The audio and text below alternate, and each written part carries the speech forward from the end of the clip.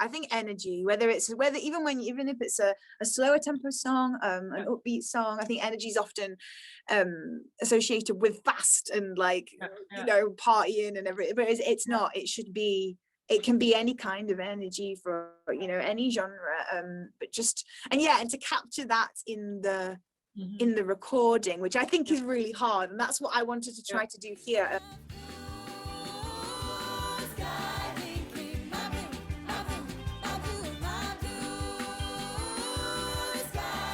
Welcome to the Musician Secrets podcast. Today I have the amazing singer-songwriter Annemarie Quinn with me, and I feel so honored for you to be on here. Welcome.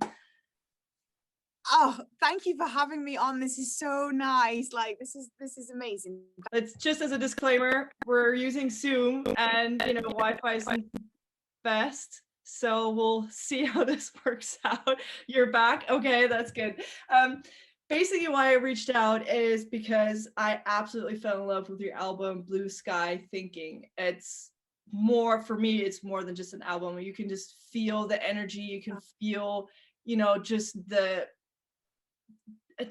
sincerity behind it, and the love and the community, and everything that goes into that. And when I wrote about the About page, you had like 40 plus collaborations on there. It was like 3 or 4 years in the making, something like that. Yeah, 4 years. Wow. I mean, it's totally worth it. Like it's so good. Like it's some instrumental tracks on there, like One More Step. Then you have like really like tracks in there just want to get you up in your chair and go and dance, like Blue Sky Thinking. And then you have like more of the slower songs like Where You Belong, which we're going to talk about in a minute. But before we get into all that, because I can't wait to pick your brain on that, just introduce yourself real quick. What got you in, where you're from, where your journey, basically what got you into songwriting, and I'm gonna shut up and I'm gonna give you the time. No, that's great. No, well, firstly, thank you very much for having me. And I hope that the Wi-Fi holds up. I'm coming from Malawi in Africa, and so our Wi-Fi is not too great. So I hope that it holds up. But yes, my name is Annemarie Quinn. I'm originally from the UK, and I started music when I was like 7 years old, and started on the violin, and then heard people like Tracy Chapman and David Gray and Paul Simon, who's my like all-time favorite musician. And I started then playing the guitar and writing some songs, and I had my first gig in a bar in my local hometown when I was like 14 years old. And I just remember there was lots of girls who play guitar, and I was really interested in the music theory, and I wanted to understand why, rather than just like put your finger here. Yeah. I wanted to understand why, and I taught myself how to play guitar and taught myself all wrong. And I realized then it was something that I really wanted to go into and I really wanted to do. And I remember I went to a guitar teacher, and he was like, if you want to do this, he was like, you need to like know your theory inside and out. And it wasn't something that came naturally to me, as I feel like a lot of people are. It's more like feel.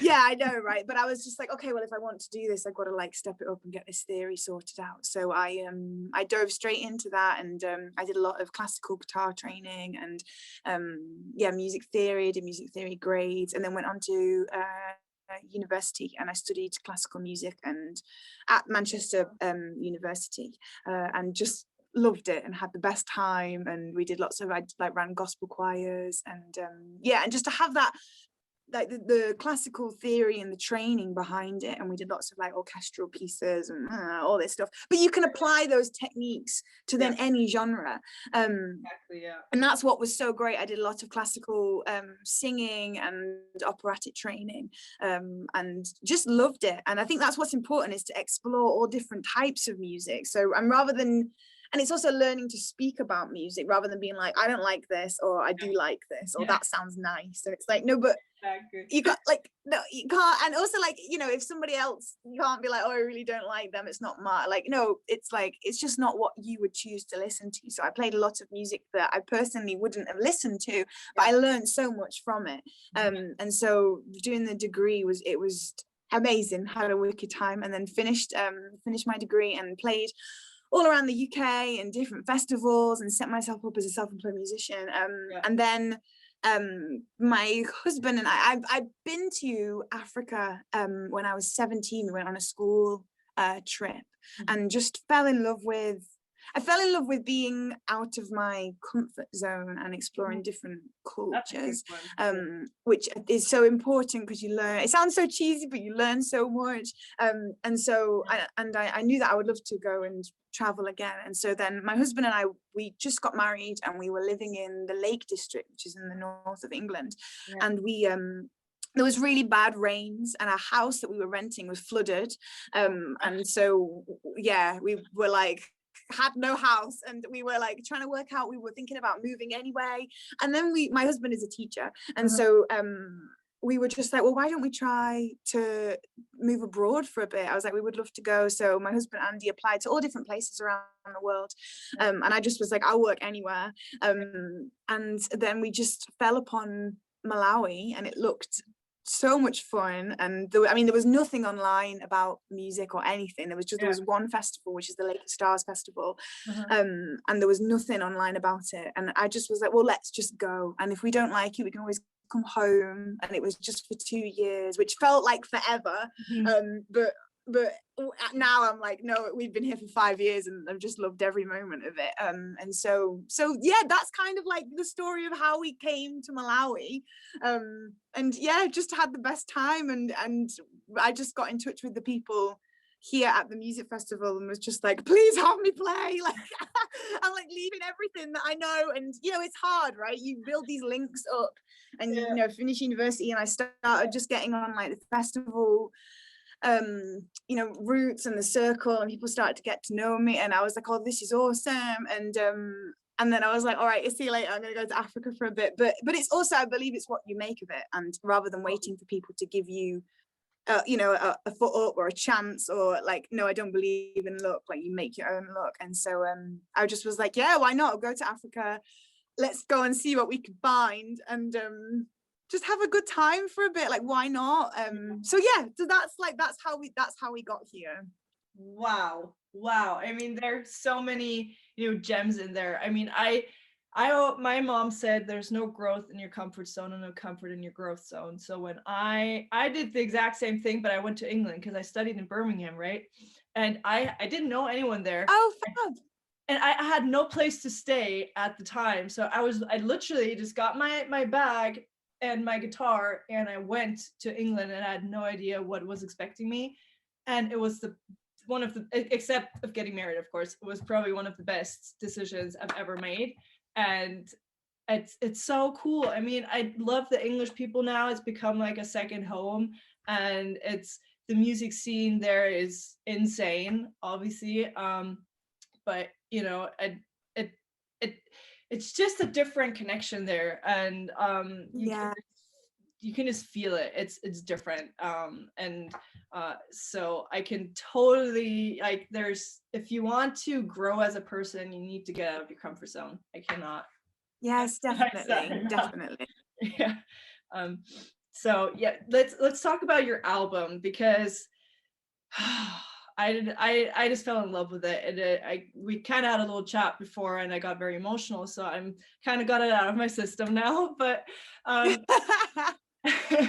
explain the journey of that album, because I mean, I read the about section, and that already just kind of blew me away. I mean, there's so many collaborations on there, and we had like a little kind of chat, but can you kind of tell the story and maybe repeat a little what you said when we were kind of talking? Yeah, definitely. So I wanted to write an album, and it's funny, when I got here, I arrived in Malawi, and I had this idea about writing an album with musicians I didn't know and songs I hadn't written yet. So I was like, it's going great so far. And I've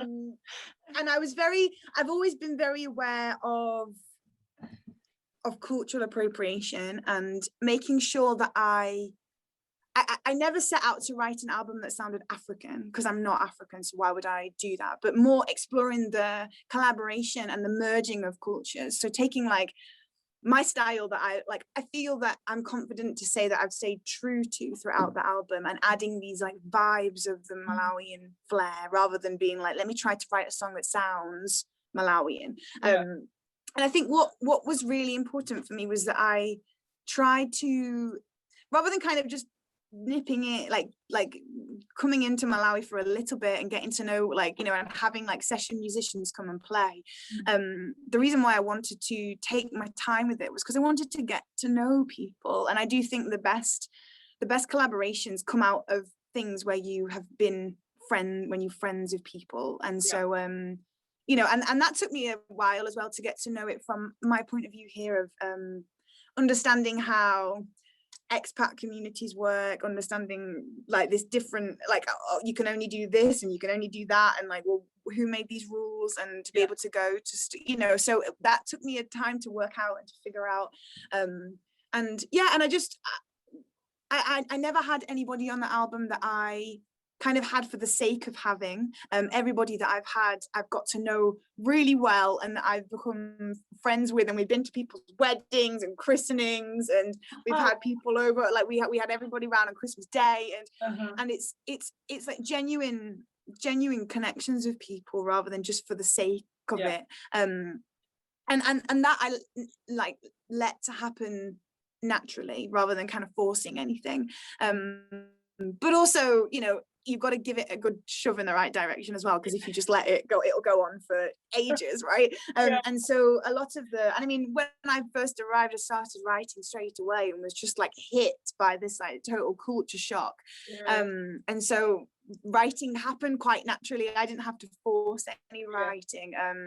I mean, it's Africa, like it's just like color everywhere, and so there's so much to write about, and it's trying to just again balance that with my own style as well. And I feel that if I was to have done the album in the first year that we were here, I would have liked it. I think it would have been a very different album to what it is now. I think it would have been way more African, and a lot kind of more over the top. And I think what was great was that we recorded so much, and then actually kind of stripped it back and back, and so to be able to have had that time to have done that has been amazing. So and that's the thing, it's kind of just accumulated and turned into this huge thing that I had no idea that it ever would do. And it just brilliant. And I remember when we first arrived, I played there was one festival that I knew was the Lake of Stars Festival, and so fortunately they had me, and we got a car the first couple of weeks that we were here, and we drove. It was a 10-hour drive all the way up. There's a huge lake that runs all the way through Malawi, and it's just beautiful.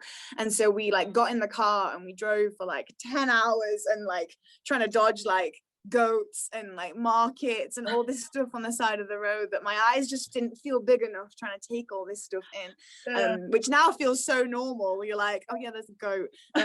And so we got all the way up to the Lake of Stars Festival, and I was just like being in another world. And I saw this band, and they played, and they're called Lusawilo Band, and they're one of the only, well, I think they are the only brass band here in Malawi, and they're like an 8-piece band, and they're just amazing. And I remember sitting and watching them play and being like, oh my gosh, how am I going to do this? And how am I going to, I felt so like out of my, but not in like the best way. I felt really like overwhelmed.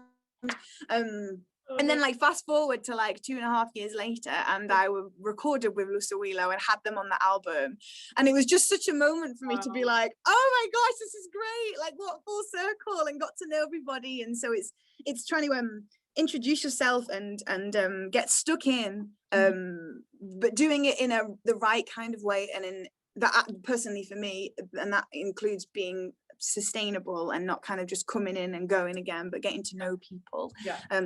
And like I said to you, like I never thought about writing this, I never thought about what would come of it. I only ever just thought about having a good time while we were making it. And for me, like that should be, I know, like, yeah, you got to think about what's going to come afterwards, but the most important thing is what you're doing at the time. So so that is Blue Sky Thinking. I hope that kind of answers a bit of an introduction to it. Yeah, and because we kind of talked about, you know, the collaboration. Like you have so many people, like it's just a collaboration album. Like after every track, there's at least 1 to 5 names in the back that, you know, were also, you know, Yeah. on the track. And we kind of talked about like the collaboration aspect, right? Can you explain that, how that collaboration kind of happened and why it is so important actually?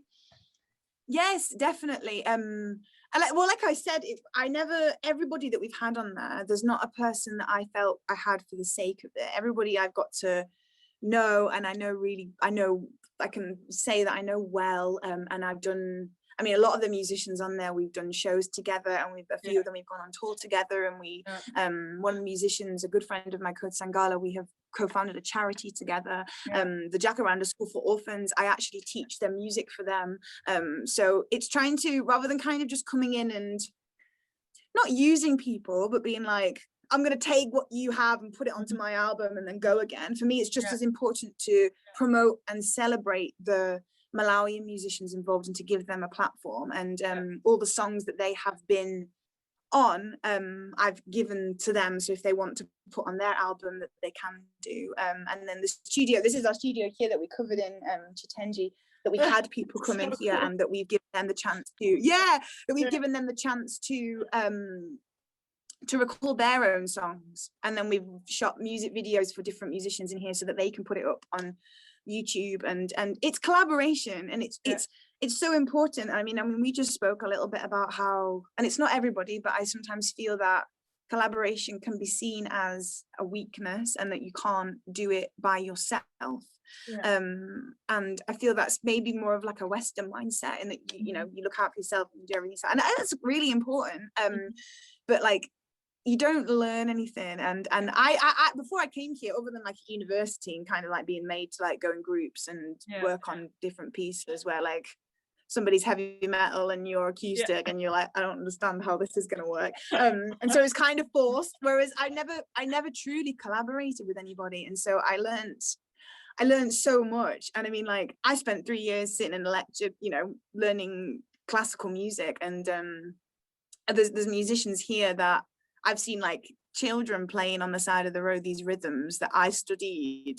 And you're like, what? Like, this is unreal. And there's so many of the musicians here that that are on the album can't read any music, and they don't understand music theatre or anything, but they are the most amazing musicians. So it just shows that, like, you don't, you know, it's the feel of it, right? And so I've learned so much. And I was playing with one of the musicians called Kennedy Perry, and he was playing this guitar line, and I like was really struggling to keep in time because the rhythm that he was playing, and I was like, this is really hard. And so like I learned so much, and it tested me as well.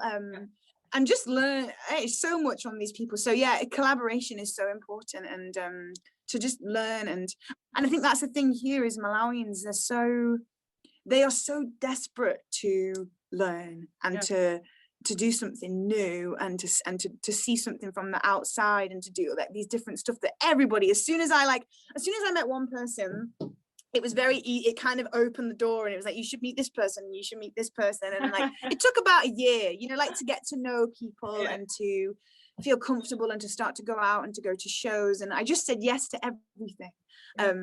And just, you know, ended up at some places that I was like, I'm not going to do that again. And then there's some places that you're like, this is amazing. And so, you know, just working it out as and got to know people, and the people are just so nice. Like, we've just had the best time. And yeah, collaboration, it's so important. But I also was very not lucky, but very grateful that people wanted to collaborate with me. You know, I was this random white girl rocking up from England, and I didn't expect that people were going to want to work with me.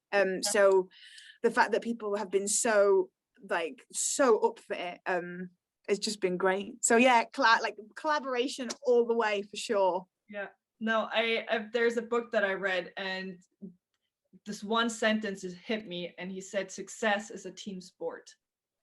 And it, for some reason, I'm just like, oh gosh, why did I just kind of summed up everything I was trying to do, because I did a podcast kind of like this, more about like music marketing, but I did it all on my own. I'm like, I'm just gonna have myself on there, I'm just gonna talk blah blah blah.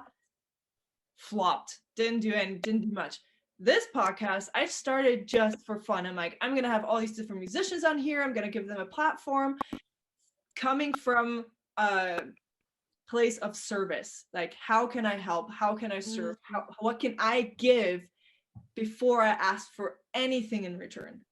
And not once I would be like, can you do that? Can you do it? No. I'm like, I make the trailer, I do the thing. If you share it, cool. If not, doesn't matter. I don't care. I care about, serving you and helping you and giving you a platform and doing what I can. And collaboration is exactly that. Once you kind of lose that ego a little bit and seeing like, what can I get out of it? What can I take? What can I get? And you switch it and you're like, you know what can I do? How can I help? How can I serve?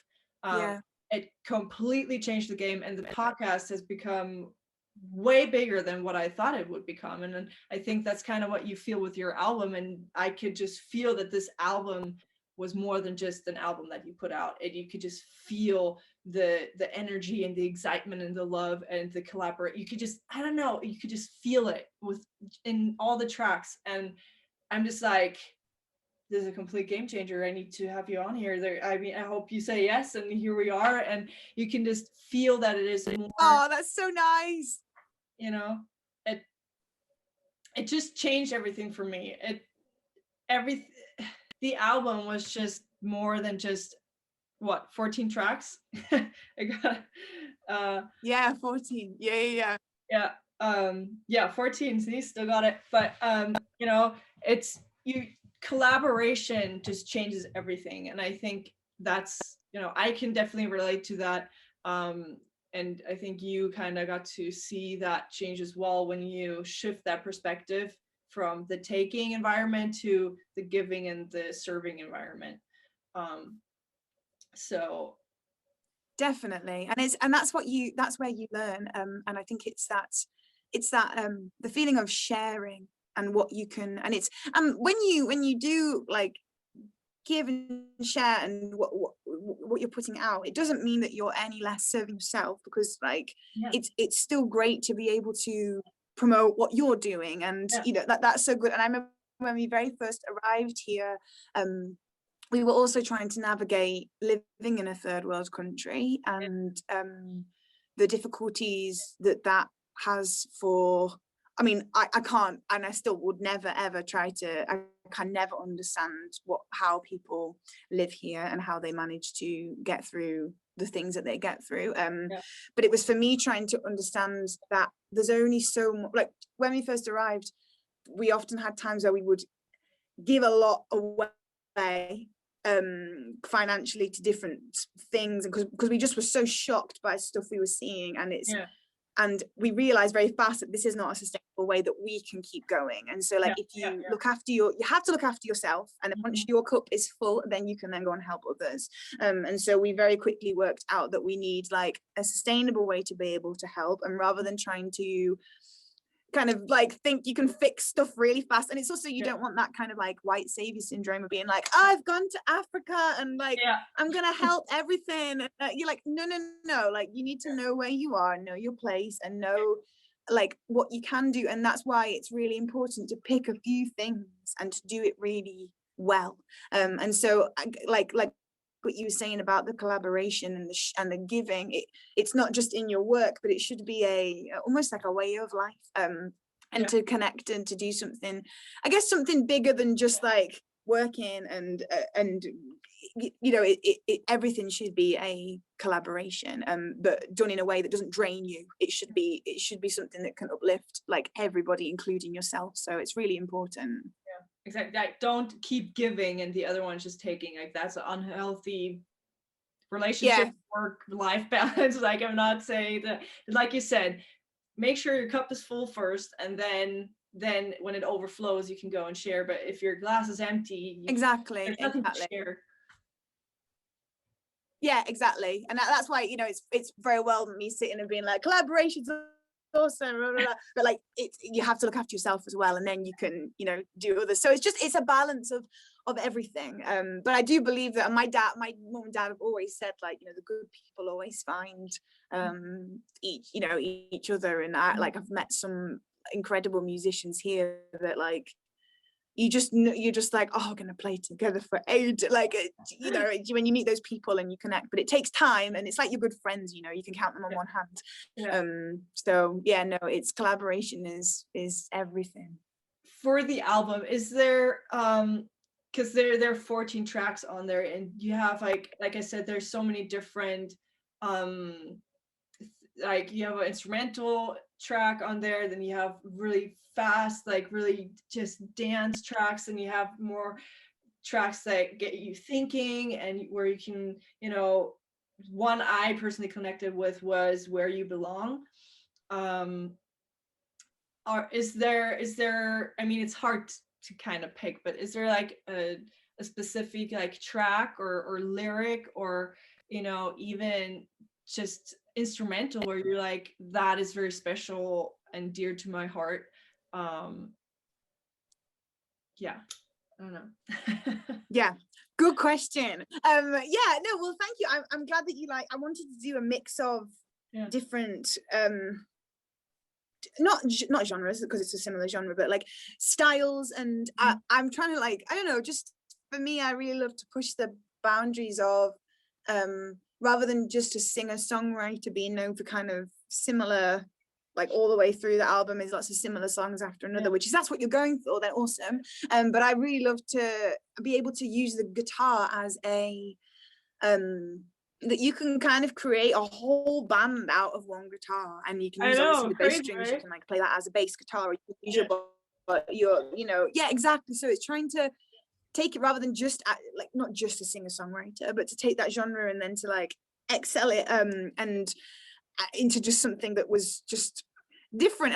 And even at the time, I didn't know what I was writing. I was like, let me just write some stuff and see what comes out of it. And so we have, like you say, upbeat tracks. For example, the title track of that album, Blue Sky Thinking, is I wanted to write a lot of the Malawian songs here. They are written around 3 chords, which sometimes in like Western world is like kind of like frowned upon as like, why would you only write 3 chords? You need to be writing at least all of them and have a key change, and so I was like, this is actually really cool that they have the most amazing songs and they were only written around 3 chords. And so I was like, okay, well, and again, like, not trying to write a Malawian song, but I was, let me see if I can then write a song around 3 chords and make it interesting and make it like go back to basics. And I found it really hard and to write, you know, and to make it sound different and not be repetitive the whole way through. So kind of taking these ideas of them, like flicks of the Malawian vibe. And also on Blue Sky Thinking, there's an amazing artist called Waliko Makala, and he's like the godfather of Malawian music, and he does some spoken word on top.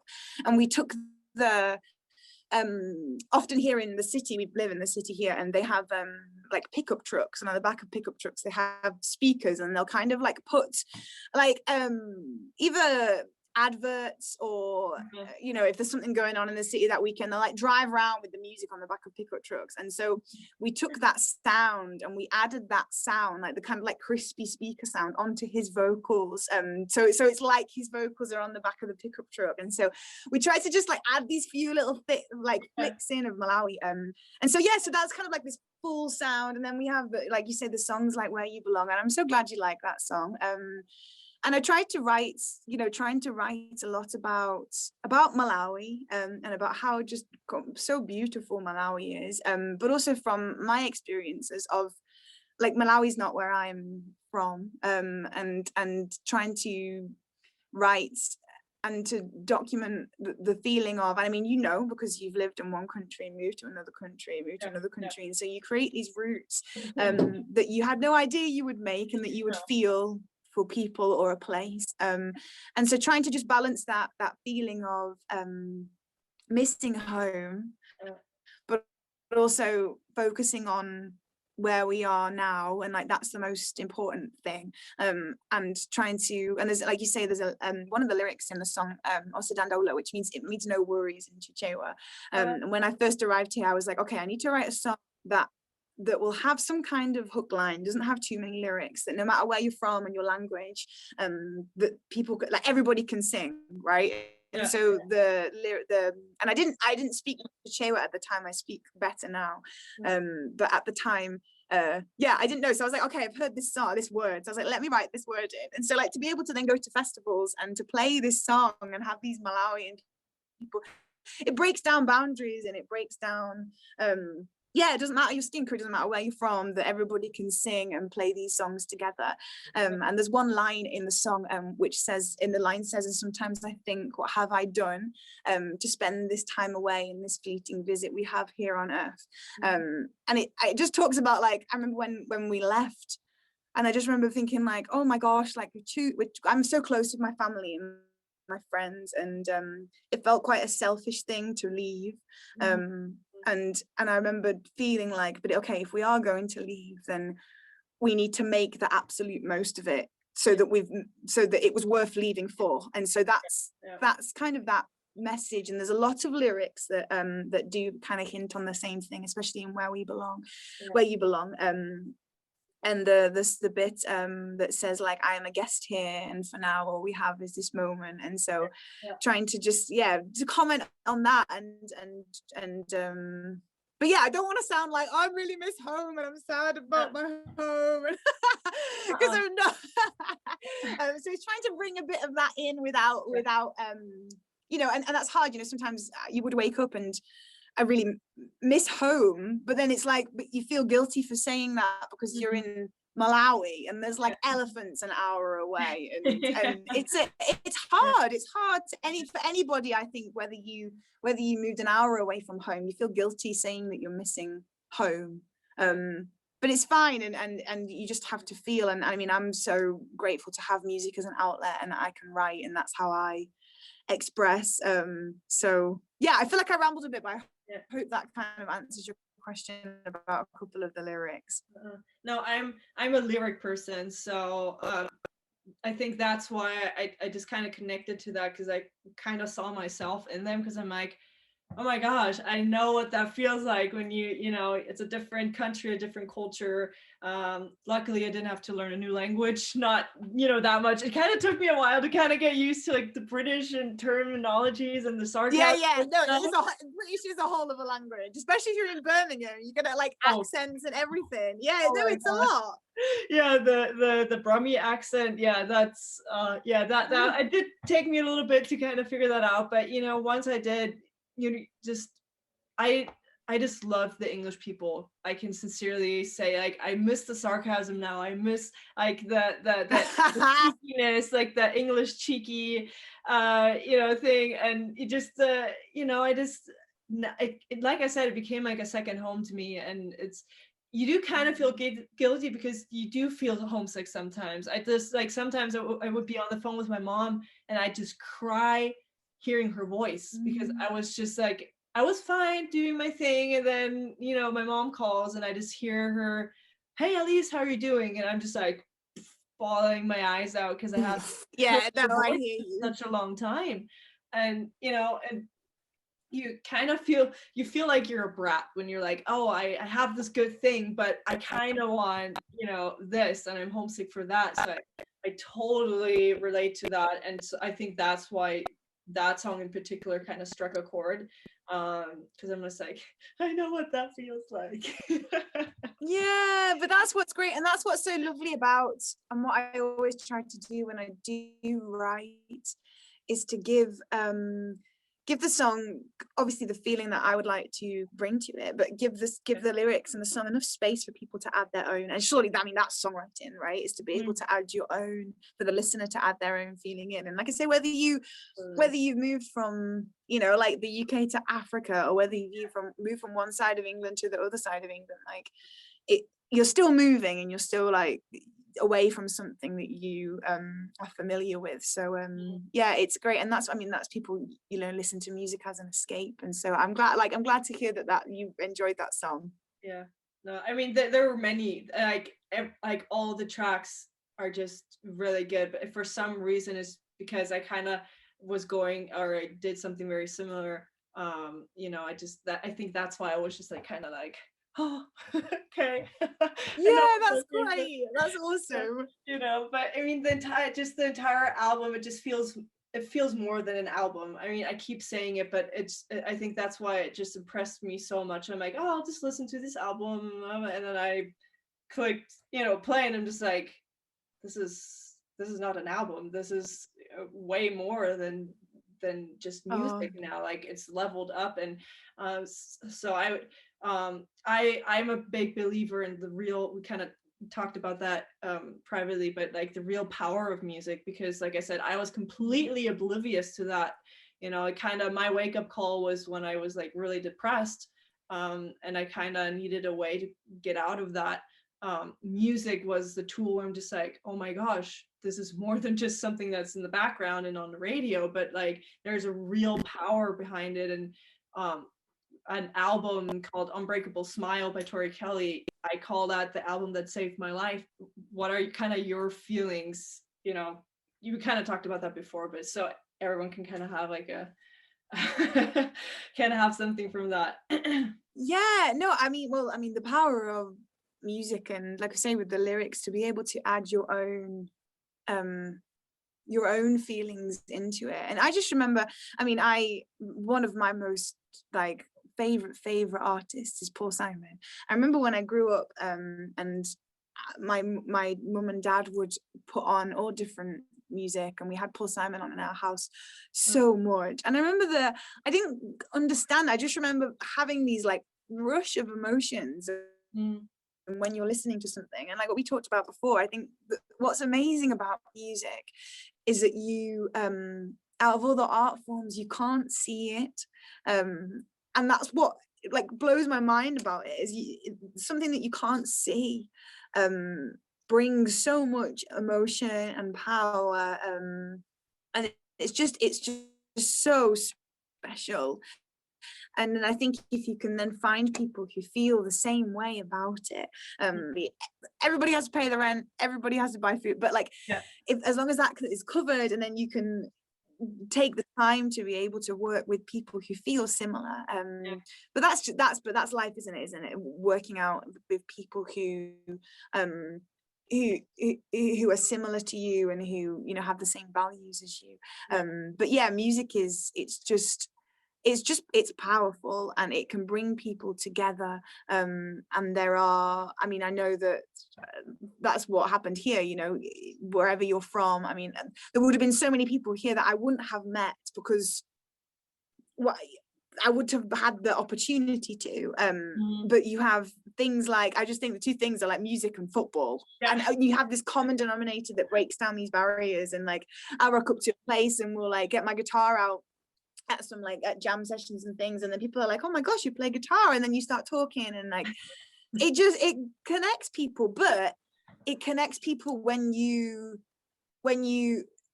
have to put the effort in, and you have to put the time in. And I think that's the thing. I think often a lot of people will maybe kind of like grab a guitar, and then they'll be like, oh well, I haven't been invited to stuff. And it's like, no, you don't get invited, like you make it happen. And I have a lot of people have said to me like, oh, you're so lucky, and everything you like, you're so lucky to be playing at these festivals, and you're so lucky. And it's like, well, it's not luck, it's a lot of hard work. And I think that's the thing, people don't you don't see that, and neither should you. The whole point is that you get on and you work really hard, and then but then this brings in the social media, and you can put across this perfect world and view. And like I think I think quite a few people think that we've been in Africa for 5 years and we've just been on holiday for the whole thing.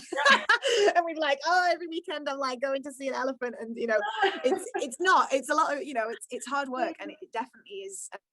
You get out of it what you put in 100%. And so that's, for me, that's the most important thing. It's just hard work. Yeah I 100% agree, because that's for some reason with this podcast, everyone thinks everyone asks to be on here. Like, no, I reach out to at least 10 people a day, And then from those 10 people, 2 will say yes, right?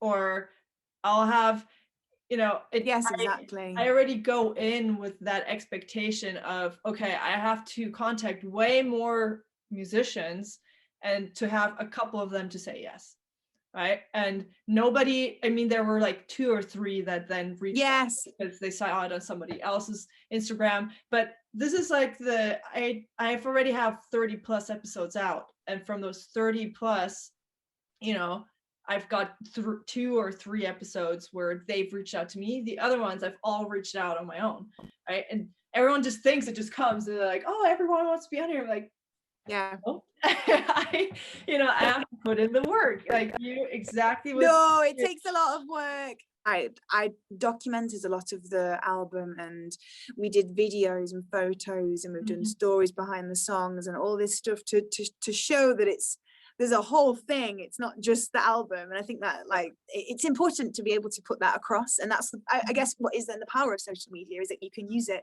to tell a story as well. So again, that's also what you make of it. And it's hard work for sure. It's hard work. Yeah. No, I think that they just see the end result, right? And who can blame them, because we don't share the process. And or most of the time we don't, and they're like, oh, exactly. That's just how it is. I'm like, no, it was a huge journey to get there. And then, and so it's nice to hear that from you as well. You're like, no, I asked to be on the festivals, I asked to be on here, I asked to be featured. You have to go out and ask. It doesn't just go and fall in your lap. You actually have to go out and contact those people, contact the magazines, contact the people with the podcasts, the blogs, the radio station. You are there contacting everyone you can possibly find, and then a handful of people say yes. But that's just how it is. 100%.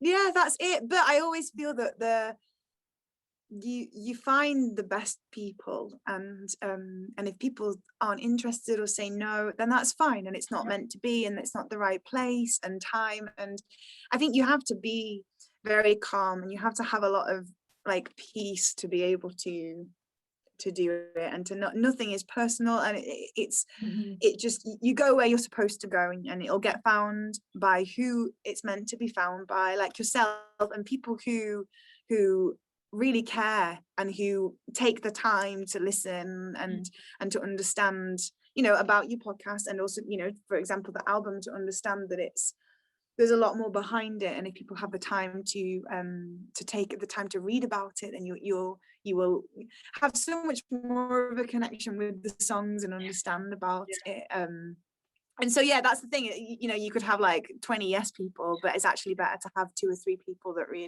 who really care, and that's with everything, right? With friends, family, like everything. So it's important to have that. It's not, maybe you agree with that, but I've been realizing a lot through this entire quarantine and stuff like that, like I'd rather have less and good quality than like a lot of it. Like it's not the quantity, it's the quality. And like I'm just going through my stuff and I'm getting rid of it, because we're just 100%. Oh my gosh, it's so much. We're in this consumer age, and everyone thinks we need more and more and more and more, and it makes us miserable. And I'm like, no, I want to have less. I'm getting rid of stuff. Like it's I totally agree. And I mean, it's hard here, and again, I don't want to sound so like again like I moved to Africa, but the living conditions that you see people living in here, and what they deal with, it's just like you don't need stuff, like 100% you don't need stuff. Like there's nothing wrong with a few bits, but you don't need it. For the last question, I always like to don't worry, I'm here, keep going. I like to ask, what makes a good song? That's an amazing question. What makes a good song? I think what makes a good song? Oh my gosh. I think energy, whatever kind of energy you're bringing to it. I think energy is really important. But if you listen to music and you consume music, you maybe wouldn't think about this, but I find that performing live and recording are two completely different things. And so trying to bring that energy and capturing that in a song is so hard. And like we'll have the moment like you know, here we would have these like huge jam sessions and like these incredible, I mean, the guys that kind of the core musicians that I have, which is like Anthony Spriano and Stampiri and Omex Chimpeni and Manyoza Chado, and they're just like jamming and playing these most incredible lines. And then we'll like then have to strip back and then we'll record, I mean, you know, record the drums and then we record the bass and then everything's done to like click track as much as possible. And like you can see them slightly freezing up because it's not what they are used to doing. It's you know, we put one microphone in the middle of a room and we'll jam, and that's how it's done. So trying to keep that energy, I think, is what makes a good song. I'm a massive lyrics fan. And I think that's, you know, and I know it's a balance of everything, and there's some songs that I absolutely love and the chord progressions and things, but overall, you know, music is, you can share messages, and I've learned that especially here whilst living in Malawi, is a lot of people, you know, it really brings it back down to folk music, and what folk music started at was, it was a way of getting messages to people. And so for like here with COVID, there have been so many Malawian musicians that have been writing songs about COVID and about wearing your masks, and they'll go into the villages and they'll play these songs because there's no access to internet or power, so they use music and they live in music in a completely different way. So that's been, so for me then it's like the lyrics are so important, and I think often maybe some people, you know, and if that's what you want to do, cool, but I feel like rather than just kind of throwing down any lyrics, you know, think about what you want to write and use it as a, you know, it's a tool.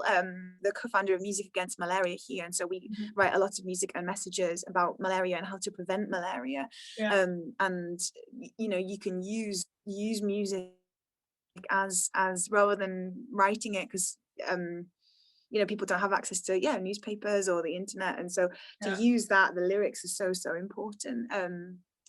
But yes, energy. I think energy, whether if it's a slower tempo song, an upbeat song, I think energy is often associated with fast and like you know, partying and everything. But it's not. It can be any kind of energy for, you know, any genre.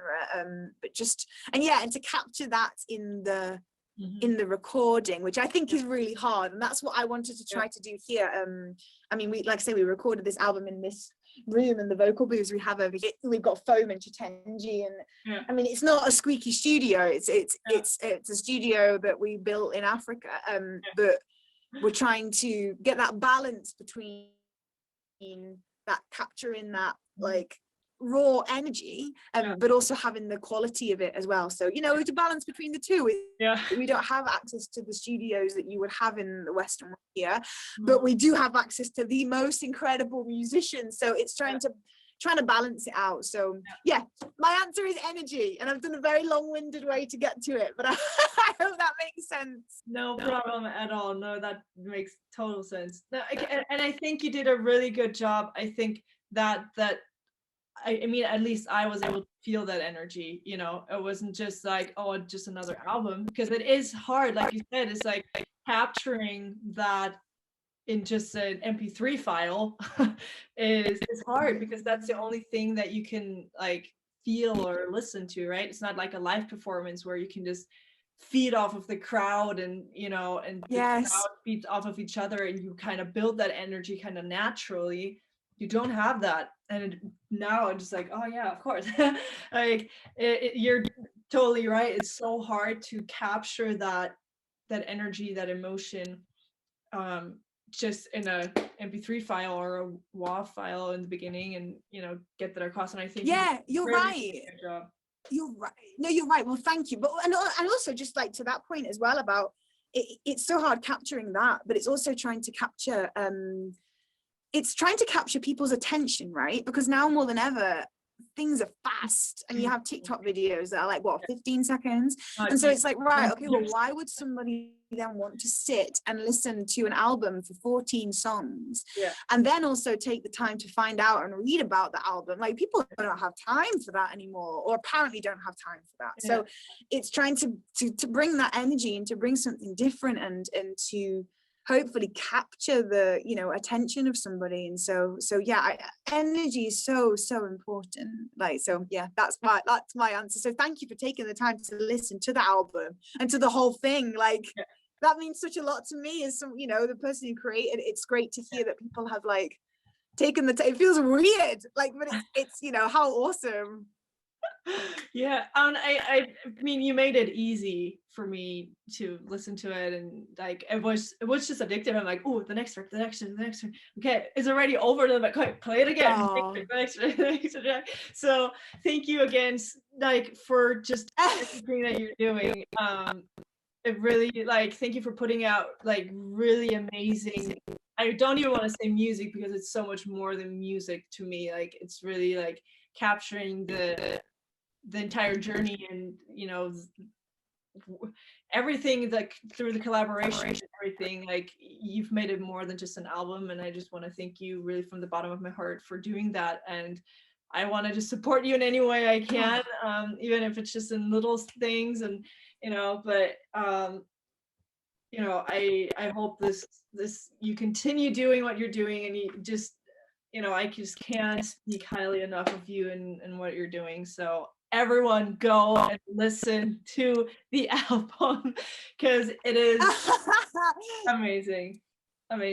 Oh, well, thank you so much. And like I said to you before we started recording, this podcast is brilliant. And yeah, the work that you're doing is fab, to be able to give people a space to chat about music. And I do think, you know, to my point that I just mentioned about people don't have time, I do also think that right now people are now more than ever, maybe over the past 10 years, they're going back, and people are starting to be like, actually, let me put on a whole album and let me enjoy. I think people are going back, and so hopefully it's kind of going full circle. And so, like, but it's what you make of it, right? And your podcast is here, and if people want to come and find it and find out for themselves and find out about music, then you're giving them the chance to, and to be able to give musicians like myself, and I mean, you're also a musician, to give people the chance to sit and talk about their music. And people spend such a long time, and there's so much like energy and emotion that goes into stuff. So the platform you're giving people is amazing. So thank you for having me on here. I've absolutely loved sitting and talking about the music. Like, you know, like, thank you very much for having me as well. Of course.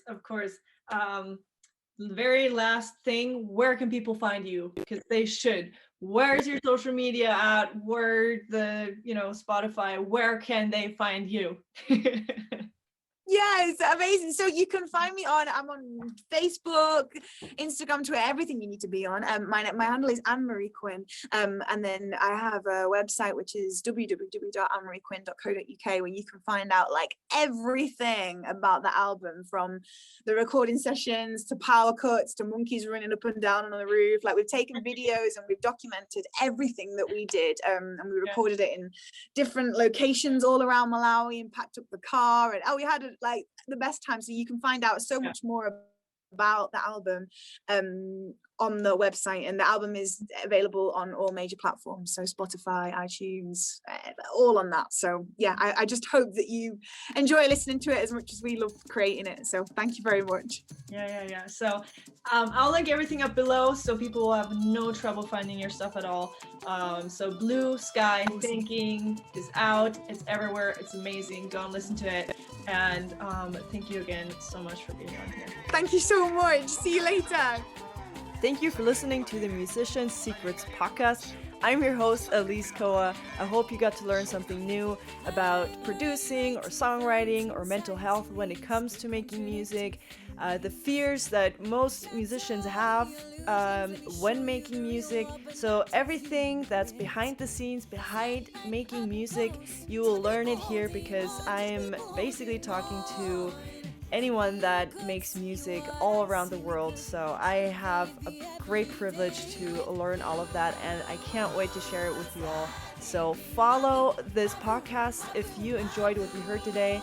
And go and share it with somebody that you think could enjoy this episode as well, benefit and learn from it. And as always, there's more information at alisekoa.com/podcast. Talk to you soon. Bye.